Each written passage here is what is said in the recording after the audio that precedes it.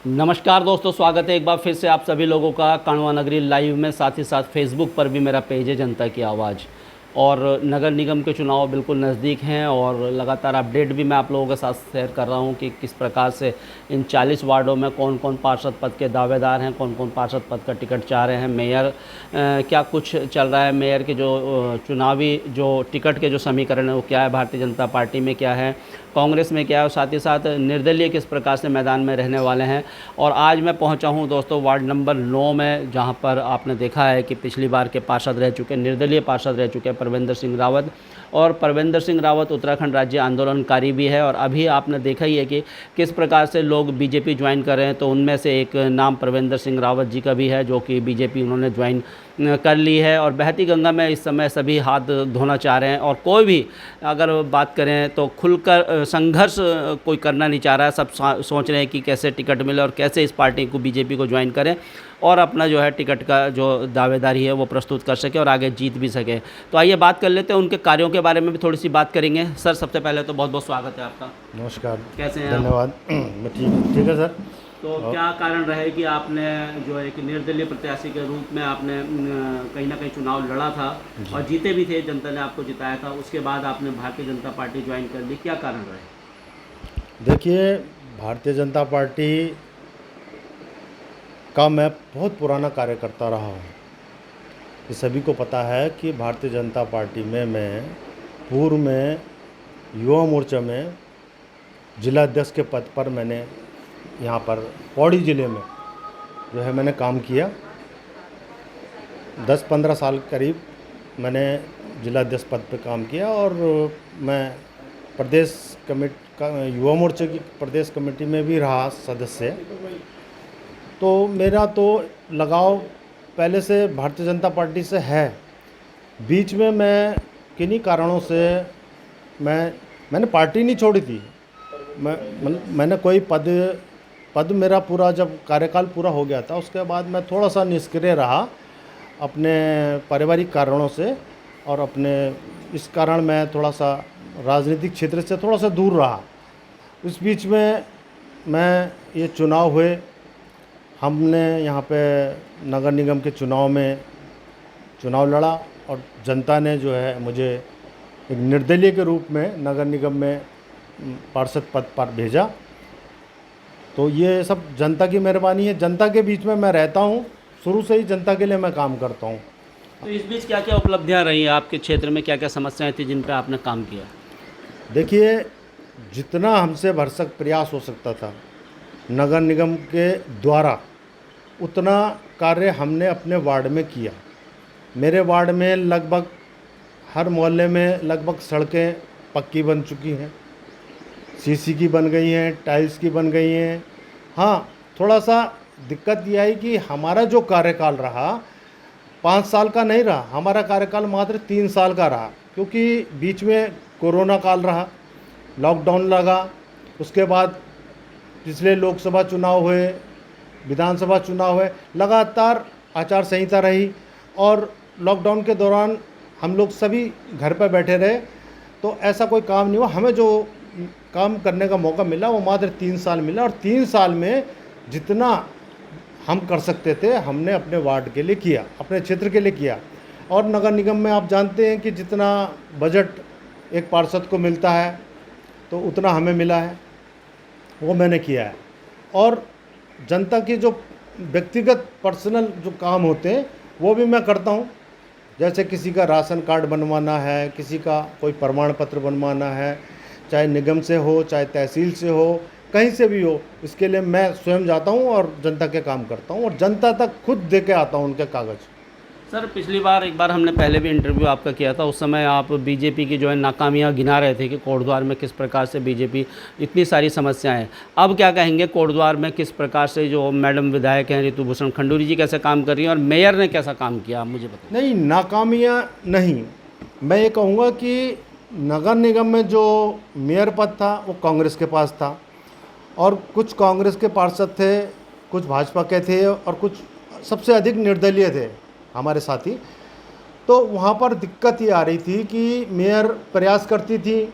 अब ये तो मेयर मैडम ही जाने कि उन्होंने सरकार तक बातचीत करने का कितना प्रयास किया। हमें तो यही जानकारी मिलती थी कि हम प्रयास कर रहे हैं, हम प्रयास कर रहे हैं योजनाओं को लाने की, बजट लाने की, लेकिन दिक्कत तो आती थी, क्योंकि जब सरकार दूसरी पार्टी की हो और विपक्ष में मेयर यहाँ पे कांग्रेस का हो, तो बजट प्राप्त करने में थोड़ा दिक्कत आ रही थी। और मैं समझता हूँ कि इतना बजट नहीं मिल पाया था जितना मिलना चाहिए था। जो उम्मीदें नगर निगम बनने पे यहाँ की जनता ने और सभी पार्षदों ने की थी, ऐसा नहीं हो पाया था।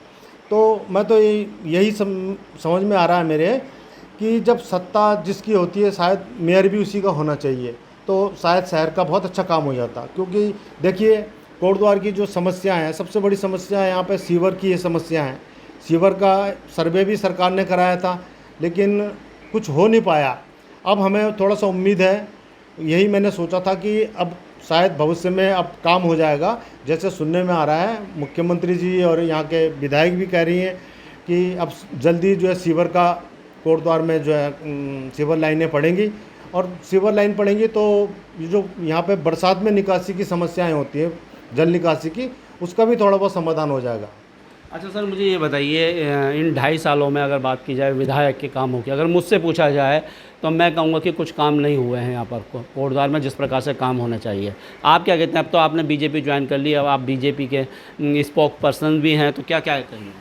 देखिए, काम अभी तो 2-2.5 साल ही हुए हैं, लेकिन जिस तरीके से मैं देख रहा हूँ विधायक जी की कार्यशैली कि काम, सड़कों के काम तो काफ़ी हो रहे हैं। ग्रामीण क्षेत्र में सड़कें बन रही हैं, कई वार्डों में उन्होंने पैसा दिया है। भले ही मेरे वार्ड में पैसा नहीं मिला था मुझे उस समय, लेकिन अभी मुझे आश्वासन मिला हुआ है। और अभी तो ये वार्डों में जो अंदर जो सड़कें बनती है, नगर निगम बनाती है या विधायक? नहीं, निगम भी बनाता है, और विधायक भी चाहें तो विधायक सांसद भी दे सकते हैं बजट। तो विधायक निधि से भी यहाँ काफ़ी सड़कें बनी है। मेरे वार्ड में जो बनी है लगभग नगर निगम से ही बनी है मेरे द्वारा। और अभी मैंने सुना है कि विधायक जी ने मेरे वार्ड के लिए भी कुछ पैसा दिया है। अभी उस पर कार्यदायी संस्था शायद नगर निगम को ही बनाया है, तो वहाँ से भी टेंडर होने वाला है। तो जो मेरा 1-2 सड़कें अधूरी छूटी हुई हैं, वो अभी इस सत्र में पूरी हो जाएंगी। अच्छा सर, जैसे बीजेपी आपने ज्वाइन कर ली, क्या लग रहा है आपको, बीजेपी वाले आपको टिकट देंगे? देखिए, मैं टिकट के लिए बीजेपी में नहीं गया। जो देश के हालात और देश को जो ज़रूरत इस टाइम महसूस हो रही है, मुझे लगता है देश के जो हालात देख रहे हैं हम, कि उस राष्ट्रवाद की जो भावना हमारे अंदर है, वो पहले भी मेरे अंदर थी, और वो अब जो है, मैं चाहता हूँ कि वास्तव में जो देश में नरेंद्र मोदी जी, आदरणीय हमारे प्रधानमंत्री जी जिस प्रकार से काम कर रहे हैं, उनकी कार्यशैली को देख के कहीं ना कहीं तो हम भी प्रभावित हैं। मैं पूर्व में भी, मेरे कार्यकाल में अटल जी प्रधानमंत्री हुआ करते थे, तो मैं बड़ा उनका भक्त था अटल जी का। लेकिन अटल जी आज इस दुनिया में नहीं है। कल हमने उनकी पुण्यतिथि भी मनाई यहाँ पे कोटद्वार में। तो इस समय जो कार्य हो रहा है देश में, पूरा देश विकसित हो रहा है, सड़कों का जाल बिछ रहा है। जो सड़कों की योजनाएं अटल जी लाए थे, स्वर्णिम चतुर्भुज योजना, आज वो पूरी साकार हो रही है नरेंद्र मोदी जी के कार्यकाल में। और माननीय जो केंद्रीय मंत्री हैं नितिन गडकरी जी, बहुत ही अच्छा काम हो रहा है। और अब तो यहाँ पे हमारे नए सांसद भी गए हैं, और उन सांसद से भी हमें बड़ी उम्मीद है। और मैं तो सांसद जी के बहुत नज़दीक रहा हूँ, बलूनी जी के। 2002 में मैं उस टाइम अध्यक्ष था। बलूनी जी यहाँ से विधानसभा का चुनाव लड़े थे, और दुर्भाग्य से उस समय उनका नामांकन रद्द हो गया था। लेकिन बलूनी जी के अंदर भी एक बहुत बड़ी जिज्ञासा है, काम करने की लगन है। और अभी आपने देखा कि अभी तो समय इतना भी नहीं हुआ बलूनी जी का, लेकिन बलूनी जी ने कई घोषणाएं कर दी है, और उन पर बहुत जल्दी काम शुरू होने वाला है। घोषणाएं तो मैडम रितु खंडूरी ने भी की, 41 घोषणाएं। नहीं, देखिए, बलूनी जी जो अभी परसों से भेंट हुई थी, हमारी बातचीत भी हुई। बलूनी जी ने जो यहाँ पर अपने चुनावी घोषणा पत्र में जो बातें रखी थी, वो तो स्वयं कहते हैं कि जो मैंने बातें रखी थी मुझे ना बताया, मैं खुद बताऊंगा आपको। वो हर बैठक में ये बोलते हैं कि मैं अपनी घोषणाओं को मैं बताऊंगा, और उसको फलीभूत भी मैं करूंगा। तो मुझे लग रहा है बलूनी जी के साथ, क्योंकि मैं आपको बताऊं, बलूनी जी के साथ मैं काफ़ी समय रहा, तो उस समय उनका नामांकन रद्द नहीं होता, तो उस समय शायद कोटद्वार विधानसभा में कुछ काम होता। लेकिन अब हमें उम्मीद जगी है कि वो जिस पद पर गए हैं, और अभी उन्होंने संसदीय क्षेत्र के जो 4 ज़िले हैं, उनमें 200-250 सड़कों को स्वीकृत कराने के लिए जो है वन पर्यावरण मंत्रालय से स्वीकृति के लिए बात की है, और वहाँ से उनको स्वीकृति भी मिलने वाली है। कोटद्वार में पासपोर्ट ऑफिस की बड़ी दिक्कत थी, लोग देहरादून आगे जाते थे और पासपोर्ट ऑफिस बहुत जल्दी खुलने वाला है। अभी तो देखिए इतनी जल्दी में इतने कार्य करें। अभी कल मालनपुर का उन्होंने यहाँ पे सर्वे किया और उन्होंने तारीख भी तय कर दी, 16 अप्रैल तक इसका उद्घाटन की माननीय मुख्यमंत्री से उन्होंने तारीख भी तय कर दी। अधिकारियों से साफ निर्देशित कर दिया कि 16 अप्रैल मार्च तक ये तैयार हो जाएगा। सर इसमें कोई बहुत बड़ी बात तो है नहीं कि 16 अप्रैल उन्होंने तारीख कर दी, काम तो चल ही रहा था वहाँ पर और 2 साल हो जाएंगे 16 अप्रैल को। उसके बाद भी जो भाजपा के जो मैं देख रहा था अगल बगल जितने भी लोग थे वो अनिल बलूनी जिंदाबाद, जैसे वो उन्होंने कोई आसमान से कोई तारा तोड़ के वो ले आए हों, वो तो काम पहले से ही चल रहा था। इसमें तारीफ वाली क्या बात है। हाँ उन्होंने निर्देश किया, ऐसे निर्देश तो रितु खंडूरी जी ने भी उस समय मिस्टर सिन्हा जी को फ़ोन किया था। अभी परसों डीएम आए थे, उन्होंने भी फटकार लगाई थी वहाँ पर अधिकारियों मैं आपको को। बताऊं, तो कहीं ना ऐसा होता है कि अभी तो ये बरसात का मौसम था, मैं समझता हूँ कार्य करने में भी जो है उनको टेक्निकल उसको पुल को शायद उठाना है तो उसमें कई दिक्कतें आ रही थी। लेकिन जब ऐसा होता है कि एक जागरूक सांसद जब कह दे अधिकारी से कि मुझे इस डेट तक काम चाहिए, अभी तक ये बात नहीं हुई थी, अभी तक जो डेट की बात नहीं हुई थी, अब उन्होंने जो डेट दे दी है उस डेट पे अधिकारियों को काम करना ही होगा। मार्च तक का उन्होंने खुद अधिकारियों ने टाइम दिया है कि मार्च तक हम इसको नहीं, उन्होंने अधिकारियों से पूछा कि भाई ये काम कब तक हो जाएगा। अधिकारियों ने कहा अप्रैल, तो मैं लोगों को टाइम दे दूं, उन्होंने ये कहा, उन्होंने कहा टाइम दे मार्च दूं। तक का अधिकारियों ने कहा कि तो मार्च मैं तक अप्रैल का हमको- टाइम दे दूं, तो इस प्रकार से अधिकारी तो स्वयं कह रहे हैं ना कि मार्च तक हो जाएगा। हाँ तो वो मार्च तक का उन्होंने देखिए काम कराने की वो होनी चाहिए, कार्यशैली होनी चाहिए, वो बलूनी जी के अंदर है। ये तो खंडूरी जी पे नहीं है शायद। नहीं क्यों नहीं है खंडूरी जी पे भी। मैंने बताया ना कि हालात इस तरीके से कोटद्वार में आपदाओं में रहा, बरसात रही, बरसात में काम थोड़ा धीमी गति से रहा। तो देखिए अब बाकी तो जनता बहुत समझदार है, जनता सब जानती है और विपक्ष का काम तो हमेशा यही कहना होता है ना कि काम नहीं हो रहा, लेकिन होना है, काम ने होगा और बहुत जल्दी होगा। और मैं समझता हूँ कि कर्णाश्रम के लिए भी जो उन्होंने घोषणा करी है वो कर्णाश्रम भी आपको विकसित होते हुए नजर आएगा आगामी वर्षों में। अच्छा जैसे आपने कहा कि अगर टिकट नहीं मिलता तो निर्दलीय चुनाव लड़ेंगे पार्षद का आप? देखिए चुनाव मैं नहीं लड़ता हूँ, चुनाव मुझे मेरे शुभचिंतक, मेरी यहाँ की जनता, और सभी नेता कहते हैं कि जनता मुझे मैं देखिए मैं कोई राजनीतिक क्षेत्र में नहीं था, मैं तो खुद एक राज्य आंदोलनकारी हूँ। मुझे पहले भी लोगों ने कहा कि भाई आप इतना संघर्ष करते हो, हर चीज़ में जाते हो, तो आपको तो आगे कहीं प्रतिनिधि बनना चाहिए, तो मैं चुनाव लड़ गया। ऐसे ही आज भी लोग मुझे कह रहे हैं, कई लोग तो मुझे कह रहे हैं यार पार्टी से, आप किसी भी पार्टी से मत लड़ो, निर्दलीय ही लड़ो। तो मेरी पहली प्राथमिकता तो ये है कि जिस पार्टी को मैंने चुना है, अगर वो पार्टी मुझे टिकट देती है तो मैं लड़ूंगा। और न तो मैंने तो पहले भी यहाँ पे अपने अध्यक्ष जी से मेरी वार्ता हुई थी, जिला अध्यक्ष जी से, तो मैंने उनको यही स्पष्ट तौर पे कहा था कि पार्टी मुझे टिकट देगी तो सम्मान है, वरना मेरी तो देखिए 5 साल मैंने काम किया है और जनता ये नहीं चाहती कि मैं घर बैठूं। मेरे चाहने वाले वो बिल्कुल नहीं चाहते हैं कि घर बैठें, वो चाह रहे हैं कि चुनाव लड़ें। तो मैं चुनाव लड़ूंगा और बाकी अगर सीट जैसे भी होती है, कोई आरक्षित हो गई तो फिर देखेंगे। महिला सीट हो गई तो महिला हो गई तो महिला भी हमारे पास है। मेरी वाइफ तो खुद समाज सेवक है, पहले भी यहाँ पंचायत में सदस्य रह चुकी है, तो समाज के लिए वो भी काम करती है, जागरूक। अच्छा जो बीजेपी के जो ठेठ कार्यकर्ता हैं वो कह रहे हैं, वो नाखुश है आप जैसे लोगों से, वो कह रहे हैं ये अभी नए नवेले आए हैं, अगर इनको टिकट मिलता है तो हम इसको किसी भी सूरत में बर्दाश्त नहीं करेंगे। तो आप मेरे वार्ड में ऐसी कोई समस्या नहीं है। भारतीय जनता पार्टी में मैं तो देखिए इस वार्ड में जब मैं भारतीय जनता पार्टी में था तो मैं समझता हूँ अधिक से अधिक लोगों को मैंने ही जोड़ रखा है। भले ही मैं इस बीच निष्क्रिय रहा, लेकिन जो भी कार्यकर्ता हैं भाजपा में मैंने ही जोड़े हुए हैं। और कई वरिष्ठ ऐसे भी लोग हैं यहाँ पे जिन्होंने मेरे साथ काम किया मेरे वार्ड में, तो ऐसा कुछ नहीं है, कोई विवाद नहीं है, इस चीज़ का कोई विवाद नहीं है। और बाकी तो पार्टी जनता जनार्दन है और जनता के बीच में हम जाते हैं और जनता के लिए हमने काम करना है। देखिए कोई लाभ का पद तो है नहीं पार्षद का, ऐसा तो है नहीं कि कोई पार्षद को कोई सैलरी मिलती हो या पार्षद की कोई कमाई हो।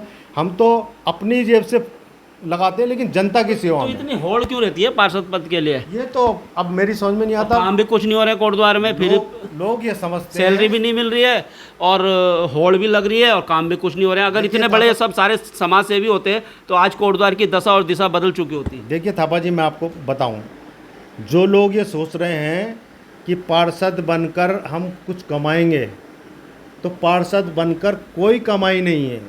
पार्षद अगर किसी को बनना है तो अपनी जेब में थोड़ा बहुत पैसा घर का रखें। अगर आपने जनता के काम कराने हैं तो अपने वाहन से ही जाना होगा और अपने वाहन से ही आना होगा और 4 दोस्तों को चाय भी पिलानी होगी। नगर निगम कुछ नहीं देता है। नगर निगम ना तो सैलरी देता है और ना जो ये कार्य होते हैं, ना कार्य में कुछ पार्षदों को मिलता है। भाई टेंडर प्रक्रिया है, टेंडर ठेकेदार डालते हैं। पार्षद की जिम्मेदारी है कि काम की गुणवत्ता होनी चाहिए। गली में एक सड़क मिलती है, कुछ परसेंटेज वगैरह तो मिलता नहीं, है? ऐसा कोई परसेंटेज नहीं है। काम की गुणवत्ता देखनी जिम्मेदारी पार्षद की है। अगर काम गलत हो रहा है तो ठेकेदार की शिकायत नगर निगम में कर सकते हैं। तो दोस्तों, ये थे राज्य आंदोलनकारी, उत्तराखंड राज्य आंदोलनकारी परविंदर सिंह रावत जी, और बड़ा अच्छा परिचय भी हमारा उनसे है और इस प्रकार की नोक-झोंक भी चलती रहती है। और साथ ही साथ हमारा भी कर्तव्य है कि हम जो भी प्रत्याशी चुनावी मैदान में आए, चाहे वो पार्षद का हो, मेयर का हो या किसी और पद का हो, हम भी उनसे, जनता जो सवाल हमसे करती है, हमारा उद्देश्य ये रहता है कि वही सवाल हम उनसे भी करें। और हमारा न किसी अनिल बलूनी से पर्सनल कोई रंजिश रहती है, ना यहाँ की जो विधायक है, ना किसी से। हमारा कर्तव्य सिर्फ इतना है कि जो समाज में जो भी कमी है उनको हम उजागर करें, उनको उन तक पहुँचाएँ। अच्छा कार्य वो करते हैं तो अच्छा कार्य भी दिखाने का हमारा प्रयास रहता है। अभी आपको बता दूं, सेंट्रल स्कूल के लिए भूमि आवंटित हुई है, तो अच्छी खबर है। बस खबर ही ना रहे, इस पे आगे अमली जामा होना चाहिए, इस पे काम होना चाहिए। और कोटद्वार में बहुत सारी समस्याएं हैं, समस्याओं का अंबार लगा है। मैं सभी से कहूँगा, जितने भी इस बार चुनाव लड़ेंगे, 2024 के जो नगर निगम के चुनाव लड़ेंगे, चाहे वो पार्षद हो, चाहे वो मेयर हो, चाहे वो मेयर पद के लिए लड़ें, और अगर वो जीतते हैं तो ज़रूर जनता के लिए काम करें। और जो भी व्यक्ति किसी भी पार्टी से और निर्दलीय चुनाव लड़ रहा है, तो हमसे भी वो अपनी जो विचारों को हमारे चैनल के माध्यम से भी रख सकता है। मैं अपना जो है फ़ोन नंबर इसमें मेंशन कर दूंगा। और तब तक के लिए दोस्तों, धन्यवाद। जय हिंद, जय भारत, जय उत्तराखंड। धन्यवाद थापा जी, आप जो है मेरे निवास तक आए और मैं आपका शुक्रगुजार हूँ कि आप पूरे क्षेत्र की समस्याओं को, कोटद्वार ही नहीं पूरे गढ़वाल की, आपने जहाँ जहाँ भी यात्राएं की है मैं देखता हूँ आपका, तो आप जिस तरीके से समस्याओं को उजागर करते हैं, जनता के बीच में लाते हैं, इसके लिए आपका बहुत बहुत धन्यवाद। और ऐसे ही जागरूक पत्रकार होने चाहिए अपने क्षेत्र में। मैं समझता हूँ कि थापा जी आपका काम बहुत ही सुंदर है। आपने जो है जनता की सेवा के लिए बहुत यात्राएं की हैं, तो आपको जो है अग्रिम शुभकामनाएं और सभी को मेरा धन्यवाद। नमस्कार।